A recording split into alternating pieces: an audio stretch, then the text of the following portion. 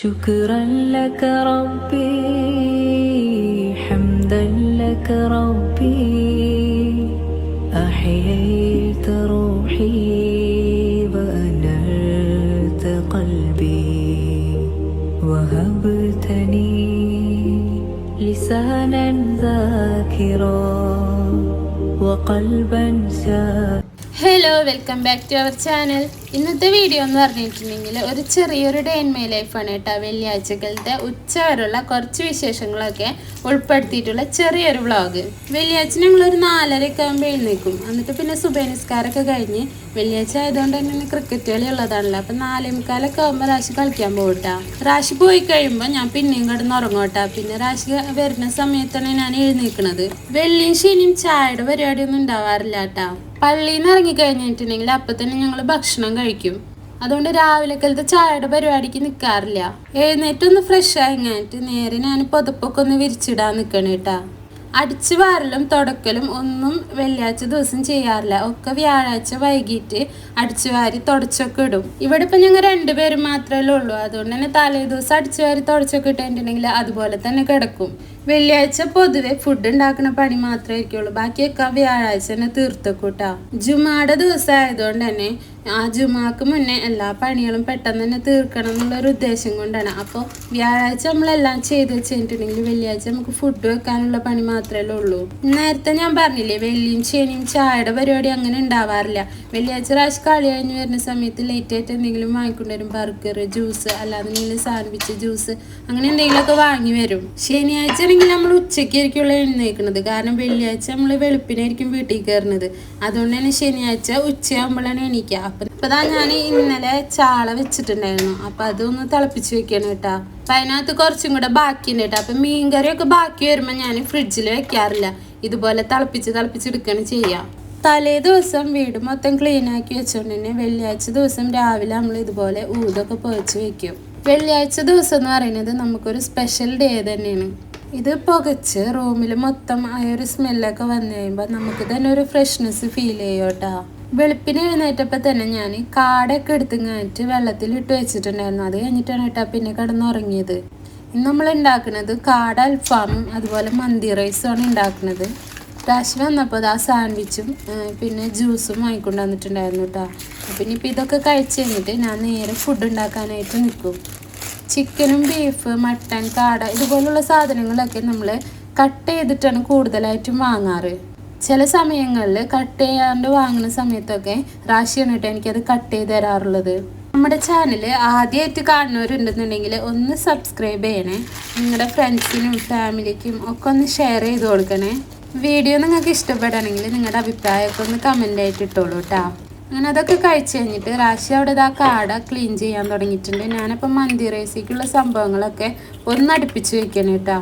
കൂടുതലായിട്ടില്ല മന്തി റൈസിൻ്റെ ഇത് ഞാൻ പറയുന്നില്ല, കാരണം നമ്മൾ കുറേ വീഡിയോ ഇട്ടിട്ടുണ്ട്. കാട അൽഫാം ആക്കിയിട്ട് മന്തി റൈസ് ആക്കാനാണ് ആദ്യം വിചാരിച്ചിട്ടുണ്ടായിരുന്നത്.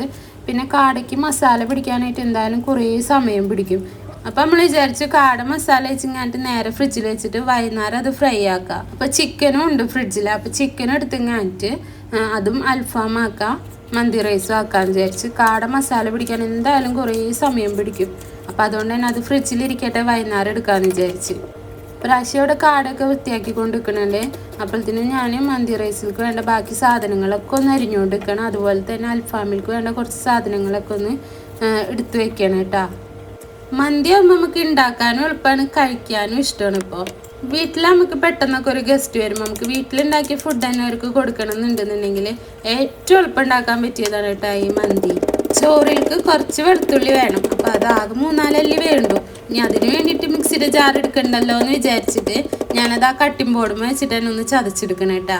ഇനി ഇതെല്ലാം കൂടെ നേരെ ഒരു പാത്രത്തിലേക്ക് ഇട്ട് കൊടുക്കുന്നുണ്ട്. 3 മാഗി ക്യൂബും കൂടെ എടുത്തിട്ടുണ്ട് കേട്ടോ. പിന്നെ നമ്മൾ ചോറിൽ ഇട്ട് കൊടുക്കുന്ന ആ ലെമണില്ലേ, ഡ്രൈ ലെമൺ, അതൊന്നും ഇല്ലെങ്കിൽ ഇതുപോലെ ഒന്ന് ഓട്ടയാക്കി കൊടുക്കുക. എല്ലാമെന്നുണ്ടെങ്കിൽ ഒന്ന് ചതച്ച് കൊടുക്കുക കേട്ടോ. അങ്ങനെ എല്ലാം ഇവിടെ സെറ്റ് ആയിട്ടുണ്ട്. ഇനി ഇത് ഈ അരി ഒന്ന് കഴുകിങ്ങായിട്ട് എടുക്കണം. ചോറിൻ്റെ പരിപാടി തുടങ്ങാട്ടോ. ഞാനിവിടെ കുക്കറിലാണ് ചെയ്തെടുക്കുന്നത്. അതിനുവേണ്ടി കുക്കർ ഒന്ന് ചൂടായി വന്നപ്പോൾ സൺഫ്ലവർ ഓയിലാണ് ഒഴിച്ചു കൊടുത്തത്. പിന്നെ നമ്മൾ ആ ഓയിൽ സ്പൈസസ് ഇട്ട് കൊടുത്തിട്ടുണ്ട്. അത് കഴിഞ്ഞിട്ട് നമ്മൾ നേരത്തെ അരിഞ്ഞ് വെച്ചിരിക്കുന്ന സംഭവങ്ങളൊക്കെ ഇട്ട് കൊടുത്തിട്ടുണ്ട്. ക്യാപ്സിക്കം, തക്കാളി, സവാള, പച്ചമുളക്, പിന്നെ മാഗി ക്യൂബ്, വെളുത്തുള്ളി ചതച്ചത്, അത്രയാണ് കേട്ടോ ഇട്ട് കൊടുത്തിരിക്കുന്നത്.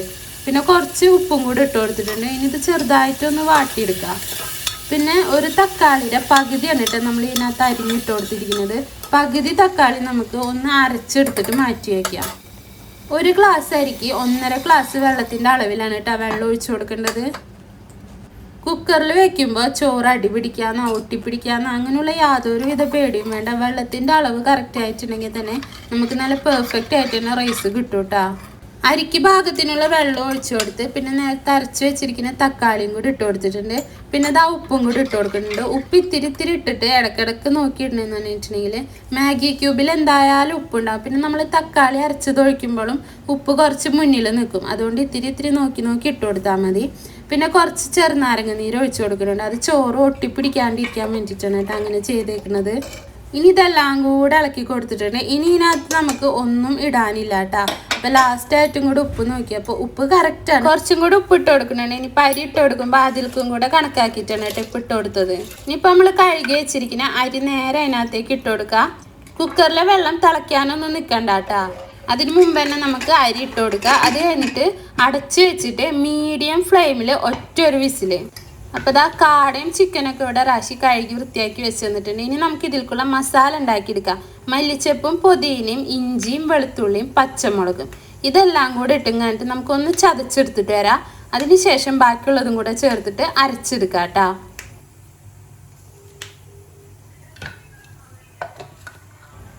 അപ്പോൾ ദേ അതിവിടെ ചതച്ചെടുത്തിട്ടുണ്ട്. ഇനിയിപ്പോൾ നമുക്ക് ഇതിനകത്തേക്ക് ഇത്തിരിക്കോളം തക്കാളി ഇട്ട് കൊടുക്കുക. പിന്നെ കുറച്ച് തൈരും കൂടെ ഒഴിച്ചിങ്ങാനിട്ട് ഇത് നന്നായിട്ടൊന്ന് അരച്ചെടുക്കണം. പുളിയില്ലാത്ത തൈര് ഒഴിച്ചു കൊടുക്കണം കേട്ടോ. ഇത് അരച്ച സമയത്ത് നല്ലൊരു 8ൻ്റെ പണി കിട്ടിയിട്ടുണ്ടായിരുന്നു. മൂടി ചെറുതായിട്ടൊന്ന് തുറന്നിട്ട് സൈഡിൽ കൂടെ അങ്ങോട്ട് ലീക്കാവില്ല, അതുപോലെ അങ്ങനെ ഈ അരപ്പ് പുറത്തേക്ക് തെറിച്ചിട്ടുണ്ടായിരുന്നു. പിന്നെ അത് മുഴുവൻ തുടച്ച് വൃത്തിയാക്കാൻ വേണ്ടി നിന്നു. അങ്ങനെ നമ്മൾ നേരത്തെ അരച്ചെടുത്ത അരപ്പിലേക്ക് മുളക് പൊടി ഇട്ട് കൊടുക്കുന്നുണ്ട്, മഞ്ഞൾപ്പൊടി ഇട്ട് കൊടുക്കുന്നുണ്ട്, അതുപോലെ കറി മസാലപ്പൊടി ഇല്ലേ അതും, പിന്നെ പെരിഞ്ജീരകവും നല്ല ജീരകവും കൂടെ പൊടിച്ചിട്ട് അതും കൂടെ ഇട്ട് കൊടുക്കുക. അപ്പോൾ കുരുമുളക് പൊടിച്ച് വെച്ചത് കഴിഞ്ഞിട്ടുണ്ടായിരുന്നു. അപ്പോൾ പെട്ടെന്ന് തന്നെ കുറച്ച് കുരുമുളക് എടുത്ത് കഴിഞ്ഞിട്ട് അതൊന്ന് പൊടിച്ചെടുത്തിട്ടുണ്ട്. അപ്പോൾ അതും കൂടെ ഇട്ട് കൊടുത്തിട്ടുണ്ട്. പിന്നെ കുറച്ച് ചെറുനാരങ്ങ നീര് ഒഴിച്ചു കൊടുക്കുന്നുണ്ട്. സൊറക്കാണെങ്കിൽ അതായാലും മതിയിട്ട് ഏറ്റവും നല്ലത് സൊറക്ക ഒഴിച്ചു കൊടുക്കുന്നതാണ്. ഇനി ഇതിനകത്തേക്ക് സൺഫ്ലവർ ഓയിലും കൂടെ ഒഴിച്ചു കൊടുത്ത് കഴിഞ്ഞിട്ട് ഈ മസാല നന്നായിട്ടൊന്ന് മിക്സ് ചെയ്തെടുക്കണം. ഉപ്പിടാനും മറക്കണ്ട, ഉപ്പും കൂടെ ഇട്ട് കൊടുക്കുക. ഉപ്പിട്ട് കൊടുക്കുമ്പോൾ ശ്രദ്ധിക്കുക, ആദ്യം കുറച്ച് ഉപ്പിട്ട് കൊടുത്തതിന് ശേഷം മാഗി ക്യൂബും കൂടെ ഇട്ട് കൊടുക്കുക. എന്നിട്ട് ഈ മസാല നന്നായിട്ട് മിക്സ് ചെയ്തതിന് ശേഷം ബാക്കി ഉപ്പിട്ട് കൊടുത്താൽ മതി. കാരണം മാഗി ക്യൂബിൽ ഉപ്പുണ്ടാവും. അപ്പോൾ ഇതാ നമ്മുടെ മസാലയൊക്കെ ഇവിടെ റെഡി ആയിട്ടുണ്ട്. അപ്പോൾ ഇതിൽ നിന്ന് കുറച്ച് മസാല എടുത്ത് കഴിഞ്ഞിട്ട് നമ്മൾ കഴുകി വെച്ചിരിക്കുന്ന ചിക്കനിലേക്ക് ഇട്ട് കൊടുക്കുകയാണ്. ഇപ്പം നമ്മൾ ഉച്ചയ്ക്ക് ചിക്കനാണ് കേട്ടോ എടുക്കുന്നത്. കാട ഞാൻ നേരത്തെ പറഞ്ഞ പോലെ തന്നെ മസാല പിടിക്കാനായിട്ട് എന്തായാലും കുറേ സമയം എടുക്കും.